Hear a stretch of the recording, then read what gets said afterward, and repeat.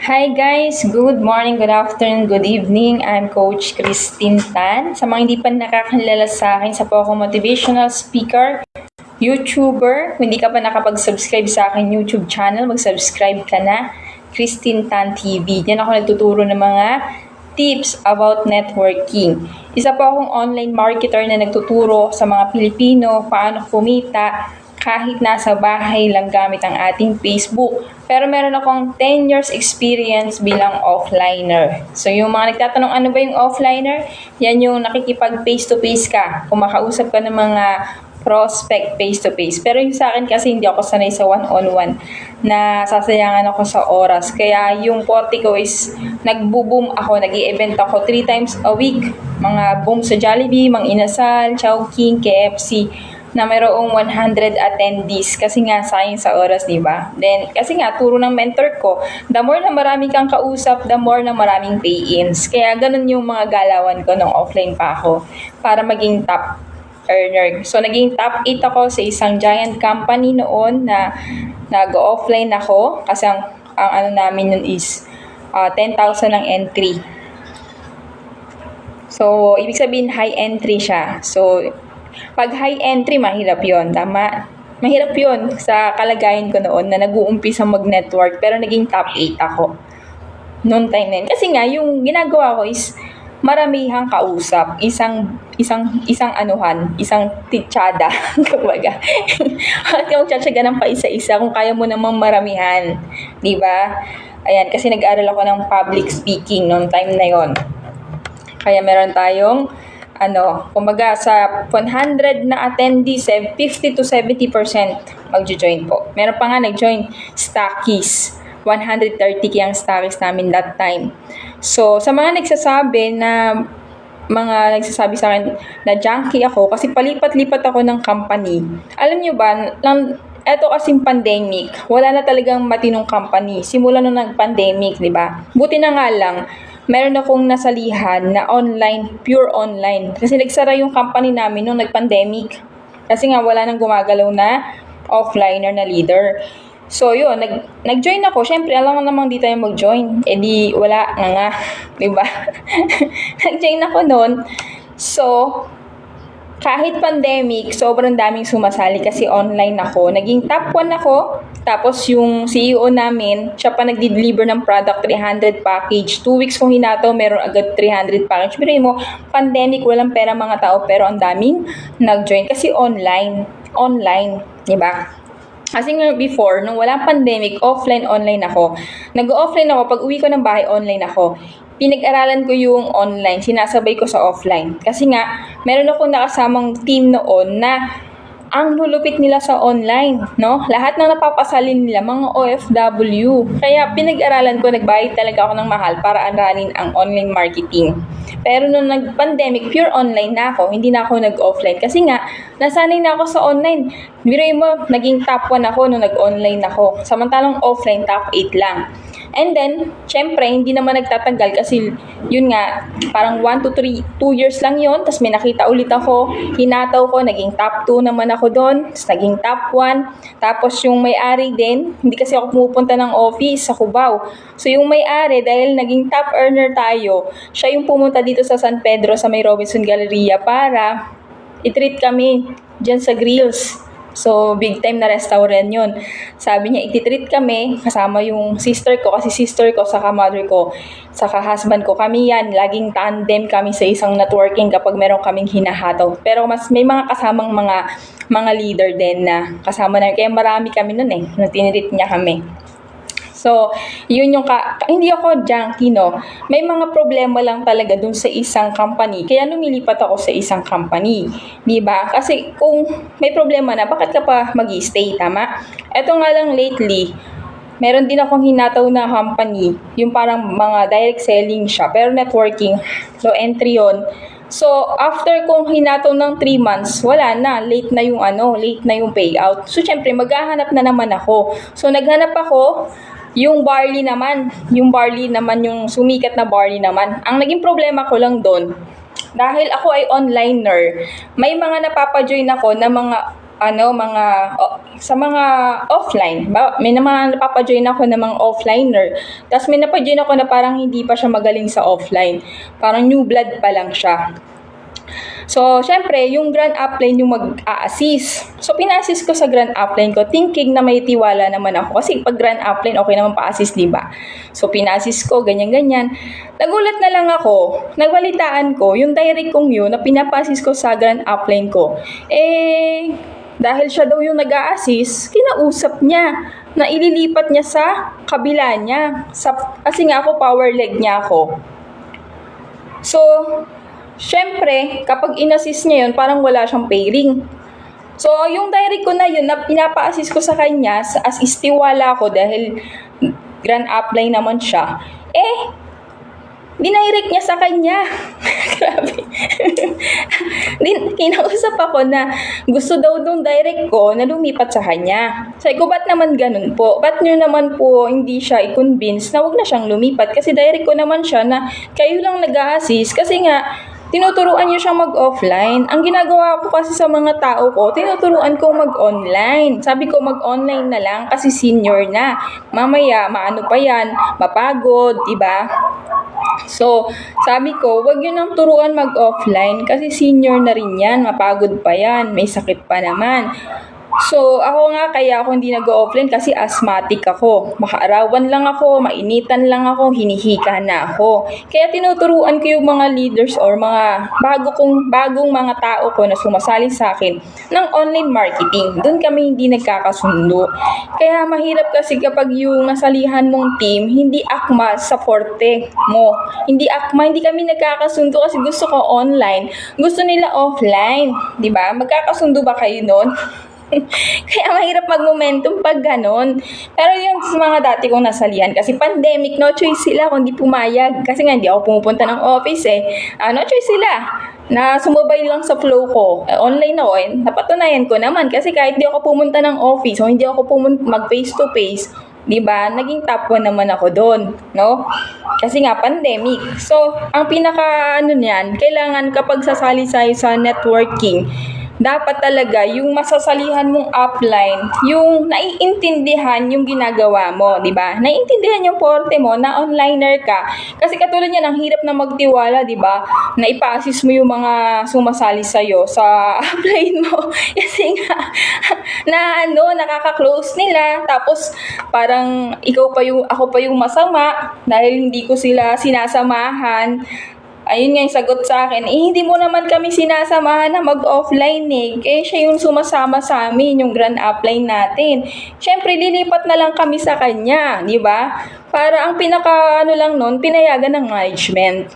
Pinayagan. Kaya syempre, hindi na ako mag-i-stay doon. Ba't ba ako mag-i-stay? Pag may nakita akong na naman na nag-offline gusto magpa-assist sa grand upline, baka sulutin na naman, nauubos na yung mga tao, di ba? So, mahirap magtiwala kapag ganun yung nasalihan mong environment. Imbis na tulungan kanila na mag-momentum, tulungan kanila na ma-reach mo agad yung pangarap mo, parang dinadown ka pa nila na hanggang dyan ka na lang, di ba? So, mas maganda po talaga na makahanap tayo ng team na i-uplift tayo pataas, hihilain tayo pataas, hindi tayo hihilain pababa. Kasi nga, ganun yung nangyayari sa mga experience ko na, kasi onliner ako, parang nawawala yung, meron naman ako mga naging offline na kahit onliner ako, binibida-bida nila ako sa mga leaders ko sa Zoom. O yan, si Coach Christine, napakagaling yan. Diba? Yan, si Coach Christine, druin mo, hindi lumalabas ng bahay, pero naging top 1. Binigyan pa ako ng cellphone ng CEO ko libreng cellphone Diba? Tapos pag may pupuntahan kami dahil pandemic, ang mahal ng Grab, walang masakyan, 1.5 papunta.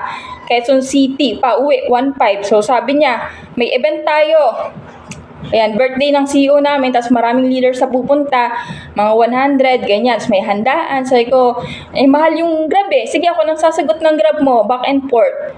Yung masarap samahan na tapos i-build up ka sa mga tao, hindi ka i-down sa mga leader mo, di ba?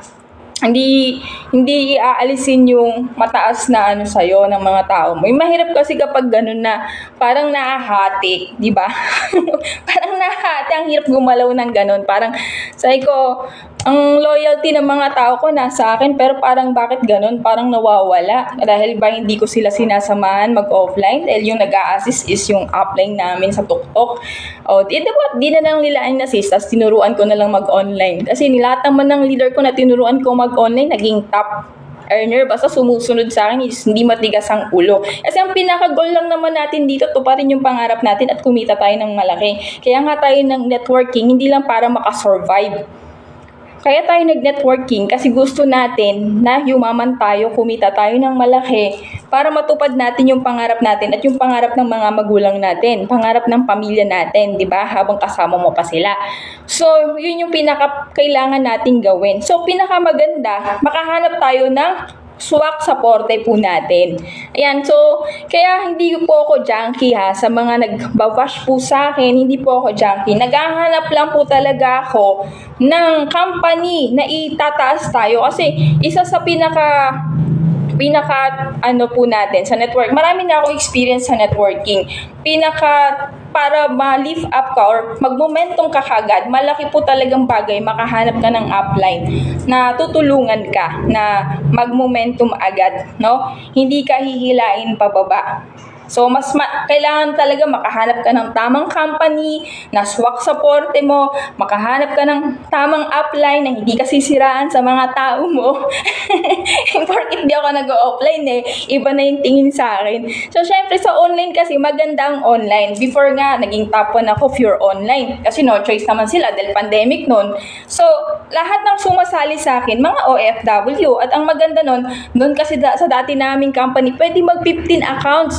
So, yung sumasali sa akin mga OFW sa Qatar, sa Saudi, sa Dubai, sa UAE, sa USA, sa Korea, sa Japan, nagpi-15 accounts, tapos nagsisend agad ng payment. Ang bilis lang kausap. So, tatanong lang siya, Coach Christine, magkano po entry dyan? Send ko video. Pinanood niya na. Asan po yung mode of payment? Magsasend na po ako ng payment. 15 accounts po. O, di ba? Ganun kasimple pag online.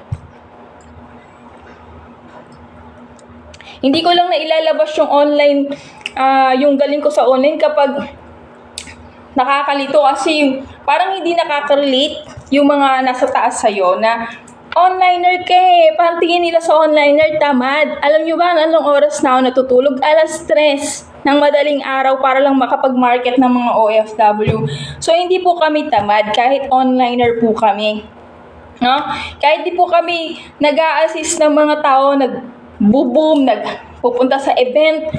Kasi nga, ang forte namin is online. Saka, ang maganda sa online, nagmo-motivate ka Luzon, Visayas, at Mindanao. Pati mga OFW na leader mo, namo-motivate mo yan sila sa live. Hindi ka tol pa nag-offline ka, syempre dito ka muna. Katulad yan before, parang hindi ako inaas nung nag-offline ako. Yung offline ko, dahil lagi akong strong leg, doon siya nakatutok sa weak leg niya. Kasi parang hindi na ako ina-assist ni offline. Hindi na ako kinikiping. Ayan, parang hindi na, kasi nga, strong leg na ako, doon siya nakapokus sa weak leg niya. So, syempre, as leader, tatayo ako sa sarili kong paa, pag-aaralan ko yung negosyo. Syempre, pero masarap pa rin na kapag inaano ka ng kahit, di ba, once a month keeping. Kasi meron din ako nasalihan na masaya doon.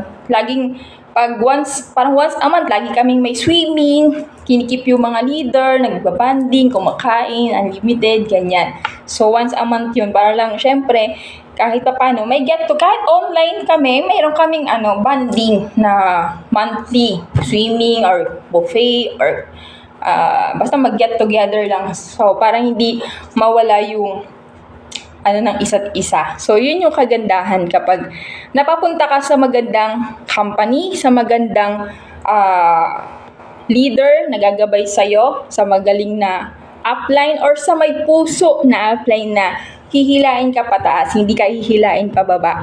So, yun lang guys. So, kapag kayo sasali sa networking, piliin nyo pa rin po yun. No, yung i-guide kayo. Ako nga guys meron akong leader before na back to zero siya. Dahil gusto ko siyang tulungan maka-lift up. No, binigyan ko siya ng tao left and right kasi wala siyang pamasahe, wala po siyang pangkain. Pero leader yung magaling yon, kilala ko na siya, malupit talaga siya. Siya yung nag-i-event nung offline pa ako, nag-i-event yon, kaya niyang mag-organize ng 100 attendees sa boom namin. So talagang may alam at masipag. Ang problema lang, na back to zero. So, tinulungan ko siya. Tinulong ko, left and right, nilagyan ko para lang makaano siya. Kumita siya ng 10K, winidraw niya, may pamasahe pang galaw na siya. O, yun, natulungan. After nun, sunod-sunod na. Marunong naman siyang gumalaw kahit wala ako eh. So, tapos minimit-meet ko lang sila once a month. Para lang mag-bonding. So, minsan pinapapunta ko sila dito para kung may swimming yung company namin, nagsuswimming kami or sa grupo namin. Yun. So, ganun guys. So, yan. So, sa mga gustong mag-network, kaya tayo nag-network hindi para makasurvive. Kaya tayo nag-network para kumita tayo ng malaki, matupad natin ang ating mga pangarap. Kaya kung gusto mo na maging part ng aking company ngayon, networking company ngayon, kung gusto mo matutunan ng online marketing sa lahat ng OFW, sa lahat ng mga leader ko sa iba't ibang bansa, ito na yung chance nyo guys. So mag-PM lang kayo sa akin, pagtulungan natin, ayan, ibalik natin yung gigil. Tapos, kailangan mo lang alam kung ano yung direction na pupuntahan mo. Kung gusto mo milyonan, edi milyonan. Para makuha mo yung milyon, sumama ka sa mga taong kumita ng milyon. Yun lang naman eh. 'Di ba? Para alam mo rin kung paano sila gumalaw. So, kokopyahin mo lang yan. 'Di ba? Someday, baka bumalik din tayo sa offline kapag maganda na yung income natin, 'di ba? Kasi, alam naman natin, mas masaya din sa offline kasi nakikita mo yung mga tao eh. Okay? So, yun lang. No, syempre ngayon, sa ngayon pa lang, syempre, online muna hataw natin. Kasi nga, anong oras na ako natutulog? Alas 3 na, puyat-puyat. Kaya, medyo tanghali na rin ako nagigising. Diba? So, yun lang guys. Subscribe my YouTube channel and share mo ang video na to para marami tayong matulungan. Thank you and God bless. Bye-bye.